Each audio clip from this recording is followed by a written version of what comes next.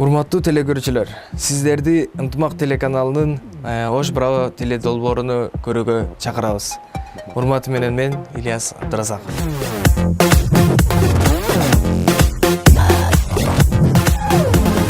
Жанымдай жактырган жалжалың жалгыз сени айрылбай жүрсөк деп үмүт күткөн сени.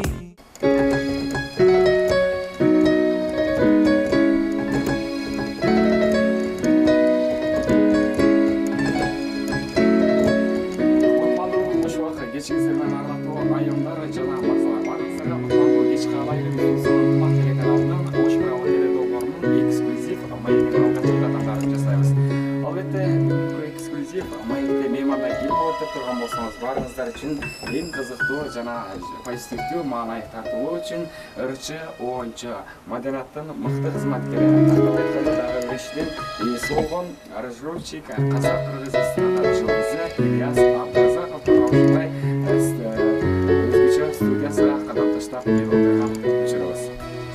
Ассалому алейкум, Ильяс мырза. Алейкум ассалам. Жумуштарыңыз жакшыбы? Жакшы, рахмат. Буюрса мына ушул Ош шаарынан, Бишкек шаарынан сиздин студияңызга кадам таштап, ушул босооңузду аттап келип отурган учурубуз. Куш келипсиз. Кандайсыздар? Ушул учурда келиңиз, жалпы биздин көрүүчүлөр менен амандассаңыз болот. Ассаламу алейкум, урматтуу телекөрүүчүлөр жана ошондой эле музыка дүйнөсүнүн сүйүүчүлөрү. Сиздер менен амандашып, дагы бир жолу аябай кубанычтабыз. Анан дагы мына студиябызга ушул башбактан бери дагы өзгөчө жан эриккен, көңүл көтөргөн, жагымдуу музыканын добуштары угула баштаганда ушундай жүзүбүзгө жылмайып келип, уккан кулак сүйүнөт дегенде ушундай кубанып келип турган учурубуз. Бул учурдагы эмне иш менен алексиз? Ыр жазуу таспы, жоксо башка бирөөлөргө дегендей. Бул жерде башка бир кыргыздын жакшынакай ырчы айымы Роза Шакировага жаңы ыр жаратуудамын азыр. Ошолорду бүтелектин кечеден бери жазып атам. Анан дагы ушул акыркылактарда сиздин баягы сахнага болгон жакшы бир өзүңүздүн иш аракеттериңизди көрүп жаткан чыгарбыз. Акыркы жаңылыктар десек дагы болот, ушул кандай алгылыктуу иштер болуп атат сизде? Акыркы жаңылыктардан десек, азыркы учурда концерттер болуп атат бизде. Эртең жакында Эко Рекордс студиясынын концерти болот, ошого даярданып жаңы ырларды жаздык. Жана эски ырларды ремикс кылып жаздык да. Жана ошондой эле жаңылыктардан дагы башка клип тартайын деген жаңы ойлор бар. Бүгүн болсо келиңиз, бир жакшы сизден ошол жагымдуу бир кайрактагы бир музыка алып көрөлү анда.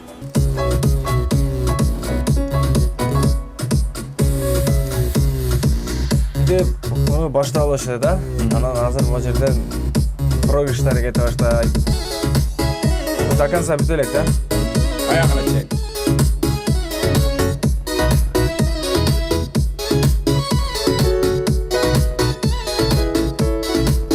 Наталышы кандай?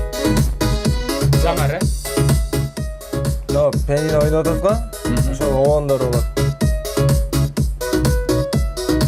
Ошого карап сөз жазып, кийин ырдап чыгат да, үн жаздырып туруп.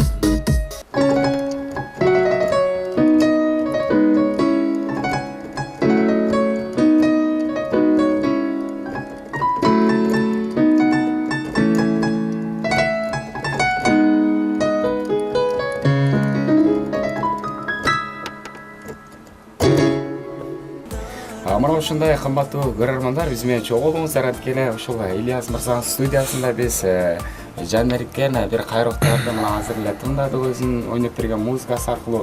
Эми айта турган болсок, азыркы учурда билебиз, мурда акындар сөздөрүн жазат эле ырларды, ал эми оончулар андан соң экинчи болуп ага жан берип оон жаратат эле. Азыр болсо тескерисинче биринчи оону жазылып, андан соң сөз жазылып атат. Ушул тууралуу кандай ойлорду айтасыз? Азыр оон жаратылган биринчи илгери сөзгө маани берсе, азыр оонго маани берип атабыз да. Себеби жакшы кайрактарды, мисалы, жаштарга ырдай турган ырлар, кайрмалар кичине кыйыныраак жаралат экен да.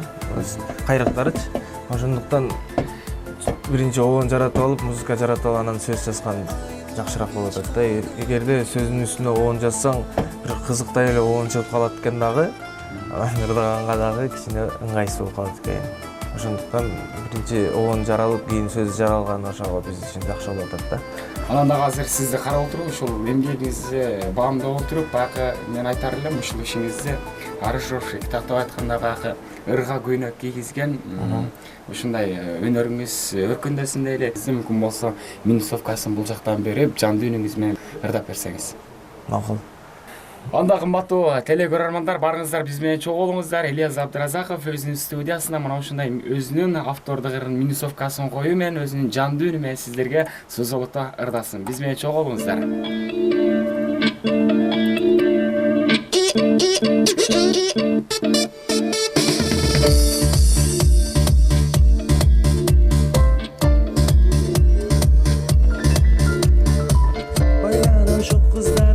Uçkan sıyqır nuru men balqıygan жаңғаттар алтын жибек мончок шорун нанандей ал жомоктогу перидей сырларың сактап келет айтылбаган жомок болуп учкун учуп күтсөң нуру көз уялтат күндөй болуп нанандей ал бийкештер оттой болот кол тийгизбес шуктой болуп жанадей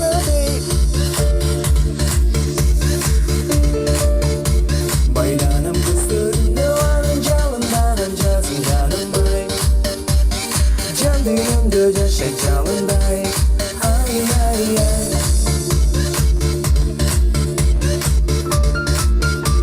Aylanım makçuzunu alınca mındağın жазın canım ay Cırgalım gün atkan tanınday ay ay ay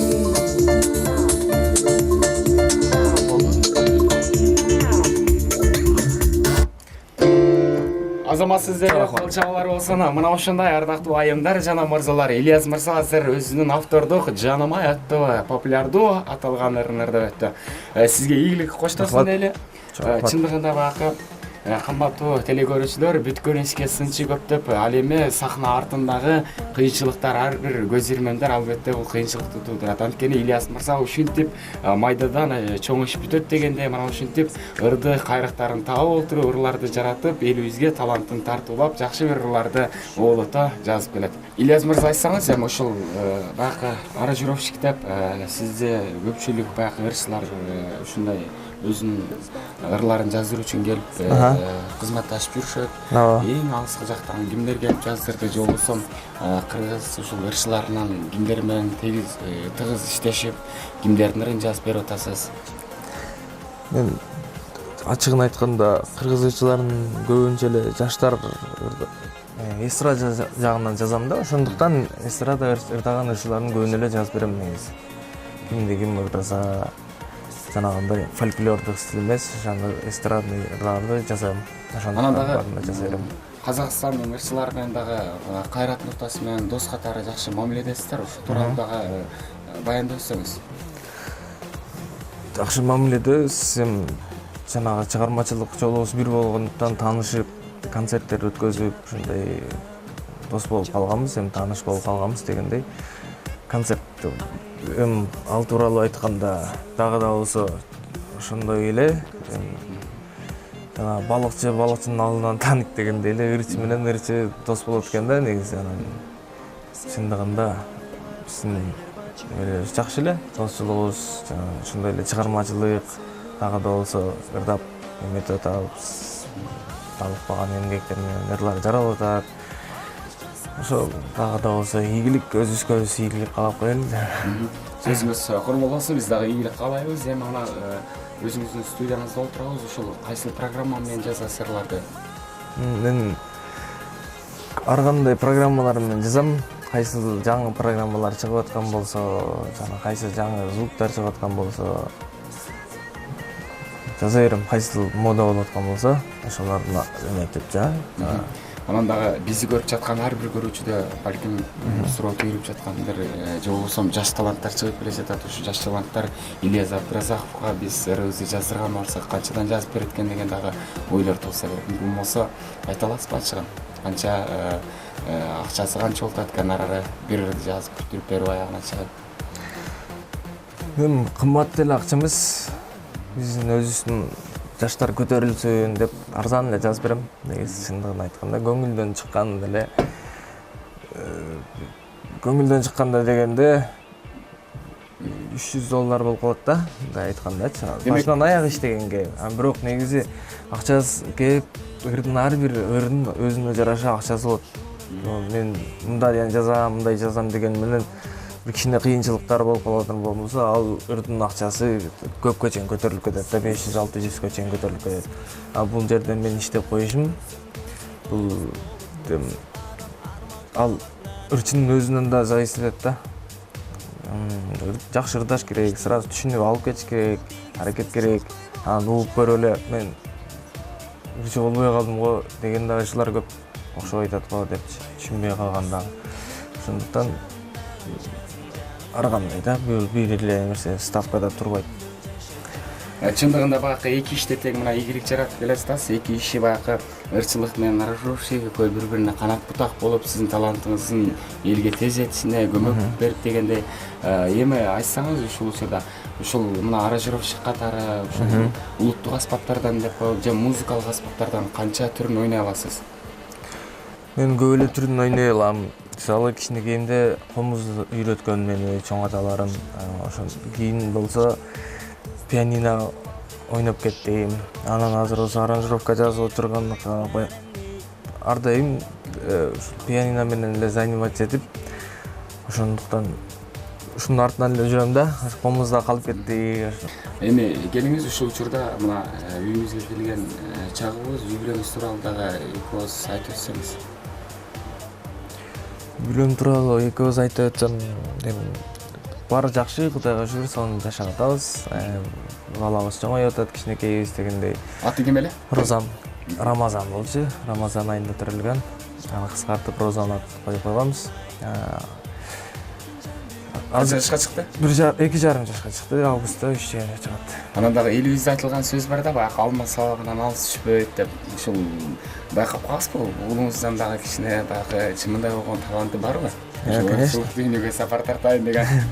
Мен келип, музыка жазатсак келип баскылайт, бийлейт, жакшы эмелери бар.